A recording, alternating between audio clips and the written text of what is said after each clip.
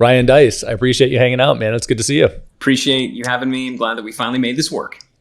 Yes, it is. It is odd that we're doing this remote when we're 7 miles away from each other, but that's how it be sometimes. Well, anybody who knows you would know it's not that odd. Nobody really wants to hang out with you, and so it's totally love you. And it's especially odd when we're always together, just in other parts of the country or world. Yes, we just. We get around, we're busy and don't have time to do stuff like this. So I'm glad we're making the time now. Yes. I thought where you're going was not to deliberately degrade my personality on my podcast, but instead to make a comment around how I don't leave downtown and you are not downtown, but whatever direction you want to take it, man. No. It was really just about you. I'm happy. I go downtown all the time. There yesterday. Was there earlier today? I came back to do this remotely. So Ryan, for those that don't know, you founded digitalmarketer.com and the Scalable company now, Traffic and Conversion Summit, War Room, a variety of things that I think people in the digital marketing ecosystem are familiar with. And for those that aren't, they should be. But that's how I met you years ago. Can you give me some frame of how big any of those entities are right now to give people an idea of that? Yeah, I mean, we generally live, for just about all those, some a little bit less, but they're all in the solid 8-figure a year range. And yeah, I mean, that's kind of where those live. We're really good at getting companies to the, kind of $20 million range. If I'm being completely candid at that point, just what they require is something that we don't necessarily want to give. And so generally what we're doing is we're either, breaking off a piece of the business and allowing it to exist on its own. We call it like a goose that's going to lay an egg. And so we're going to lay an egg and have the egg leave the nest, or we're going to sell it. So to date have not built a 9-figure business, but love the 8-figure land. And what's the headcount like across those? Oh, it's pretty low now. I'm trying to think. It was higher, right? Previously, pre-COVID? Yeah, pre-COVID. So where we are today, I want to say we're like 55 or 60. In 2018, we were a couple hundred, at least. So in 2019, I sold a number of, there's me and a couple of other business partners, and we had a lot of different companies in our portfolio group. I mean, literally a couple of dozen companies that were in this broader portfolio, of which Digital Marketer and some of the ones that you mentioned, were among them. But the majority of the entities were actually in the consumer e-commerce and media space. So it's the stuff I'm not known for because my face isn't on it. Well, we sold just about all of those in 2019 and 2020.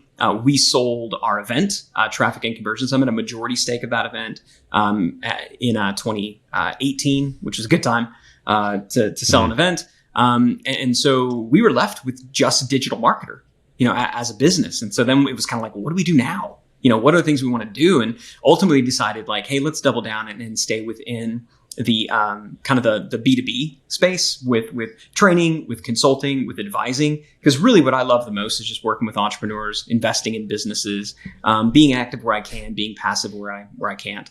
And so that's kind of the day job today really looks more like an advisor and an investor. So that's an interesting place to jump off, because Digital Marketer I knew as selling information for sort of fledgling entrepreneurs and people that were trying to learn how to market things online. And over the years, it transformed. And I know some of the back end of that, or the nuances of that, from doing payments for Digital Marketer. But how big was it when you said, hey, we want to start targeting, medium-sized businesses or enterprise businesses to teach marketing to them, versus here's an ebook or here's a video course? Yeah, good question. So when that happened was about 2015, 2016 was when the intentional decision to really pivot away from, and I want to say away from, because it was more, let's add this additional group and sort of change our messaging to include them. And I can kind of speak to our thought process around that and how we did it, because it largely worked. Nothing's ever perfect, but it largely worked. But the decision that we made to say, okay, let's not just talk to the entrepreneurs who want to figure out how to market their business online or start a business online. Let's talk to this ever growing swath of just marketing professionals, right? Like digital marketing, it's becoming a thing. It's like a real job and everything. And there's people who are, they have that job title and they want to, get certified in it. And so we looked around in 2015, 2016 and said, this is a thing now. Employees and want to get trained in this so that they can up-level their careers. Managers want to get their teams trained in this. This is really the direction we should pivot the business. That happened in 2016. I think prior to that, we were kind of in the $4 to $5 million a year revenue range. And most of that was launch driven, right? So we were like a lot of businesses doing, a couple of big launches a year, and that's what constituted, 50 to 75% of our revenue. And I liked the idea of the combination of recurring revenue through providing people with ongoing access to certifications, but also the bigger checks that you would get from enterprises. Now, the reality is that selling to enterprises, turns out it's a completely different sales motion, requires a completely different marketing strategy. We had no idea what we were doing, and we largely failed. Okay. We just did. I'll just be completely transparent. I wish I could say that was a test that we just hit it out of the park. We did a number of large deals, like had a number of 6-figure deals, tons of 5-figure deals. But it wound up still being maybe 15 to 20% of the total revenue. The biggest jump that we had, though, was among the professional independent marketers. So the smaller agencies and consultants, still more the professionals, right? Still marketing professionals, still, making their money doing marketing, not necessarily selling their own thing. And so that's where we actually experienced the biggest area of growth. And that's what propelled Digital Marketer pretty quickly into the 8 figures. Awesome. And I know, because I know some of the people that you have employed on this initiative, but I know that at some point you implemented a sales team to handle that stuff. And one of the things that I think that transition certainly in my life and also maybe in your business is this movement from marketing driving everything versus sales driving things. How necessary is the sales team, and kind of where did that fit into the picture? Where did you decide, hey, you know what, we are implementing this enterprise sales approach and sales process? When it was clear that our average customer value was going to be average order, average contract value, client value, customer value, whatever you want to call it, was going to be north of $5,000. That's when we knew. I mean, I just read enough books and talked to enough people to know that, these are going to be harder sales to make just by sending somebody to a web page where they click a button, fill out an order form, and click submit, right? You can do that, but, and we did, but you're not going to get scale that way. People, certainly when you're selling into companies, they're going to have questions. They're going to want customization. You might even be dealing with procurement or somebody's budget cycle. And so all that was just going to require sales. Now, I'll tell you, we made mistakes when we allowed sales to drive all of the, all that. Like when we swung the pendulum too far and it was all about, okay, sales, what do you need? What we wound up doing was we kind of paused or didn't have any focus on what was previously the core business, which was just selling courses, selling certifications, right? We really let that start to slump. We weren't devoting as much energy into creating new campaigns. We frankly were pulling ad budget from that, believing, I don't know, that it would be fine without any of that. Turns out it wasn't. And the sales, at different times didn't catch up to the rate of decline we were seeing here, or it did, right? So we were basically making the same money, but our overhead was higher, the complexity was higher.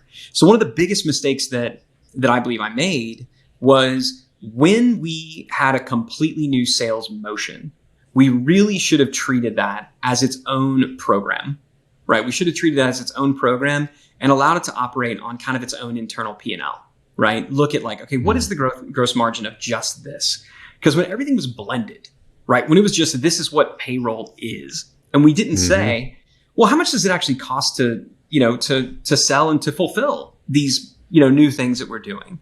Like, what are the gross margins? What are the net margins here? Siloed it to that. I didn't know to look for that. I just thought, okay, it's a new product that we're selling. add new products to the catalog all the time. But when you fundamentally shift who you're selling to and how you're selling, which when we chose to go upmarket into enterprise, it fundamentally changed who we were selling to and how we were selling. That should have been the clue, the signal that we need to treat this almost like a separate business. I'm not going to set up a new entity or anything like that, but we're going to create a new class for it. Certainly in our accounting solution, let's create a new class for this and allow it to be, judged on, its own merits, right? Not just, because you can look and be like, ooh, yay, $150,000 check just came through. What? Right. Forgetting that, well, the sales team that it took to get that done cost X and the commission's Y, and, the onboarding is going to be Z. I mean, it's just, when it's all said and done, there's not a lot left over because we weren't doing it at scale. What if we just applied that same focus to our core business? And so we allowed a lot of things that weren't as good as we thought they would be to persist longer than they should have, because we didn't look at them independently. So I will say, by and large, we did figure it out and we made it work, but it just took longer than it should have. And we allowed, I would say, certain people in certain roles to persist longer than they should have been allowed to persist in those roles, because the failures were just able to be hidden. Yeah, that's interesting on a lot of levels to me. One is that I think it's just the distinction of the segmentation would have allowed you better visibility to make cleaner decisions. And instead, maybe you were looking at it, and this is what I heard, was that, hey, revenue is similar or maybe even increasing, but margin was eroding. And it wasn't totally clear that it was eroding so much because you were seeing the aggregate margin and you basically had no margin on the sales team. And so it was being offset. So the margin was eroding, but not by enough to really create a huge flag, even though that one unit wasn't producing. It wasn't that's profitable. You nail it. And I want to be clear, I'm not blaming the sales team for that, right? No. We should have budgeted accordingly and made sure that we weren't putting so much pressure on this new sales initiative to make up for the losses that were incurred, because when sales dipped on the other side of the house, that added extra pressure to the sales team, right? We should have gone into it and said, okay, let's treat this like its own business unit, right? What is our gross margin? Like, so if we go out there and sell it, what is this? Like, doing basic business planning and strategy around that independently. And if we couldn't do it, then we never should have made the hires. We should have built up, the cash. We should have built up the dry powder to be able to go and run that test in a responsible, manner, while still focusing on the core business. Just this belief that, let's just have this person do two things. That'll be fine. What? It never is, right? And I don't care who this person is, but at every level, it's like, they got capacity. Let's have them do two things. No, they don't. They don't. And so we did that across the board. We did it with people. We did it with investment. We did it with systems. And we definitely paid the price for it. Man, that's tough. So I think that's sort of for a lot of people. And we're currently struggling with this, which is we're in sort of this zone of, we want people to have dedicated, very narrow focuses. And we don't have all those people on the team. And so with the absence of that, there's still this desire to throw another hat on somebody's head, right? And when you're tiny, when you're a team of 1, 2, 5, 10, and it really depends on the business model, everybody's wearing a lot of hats. It's the nature of the beast. And some of that is financial.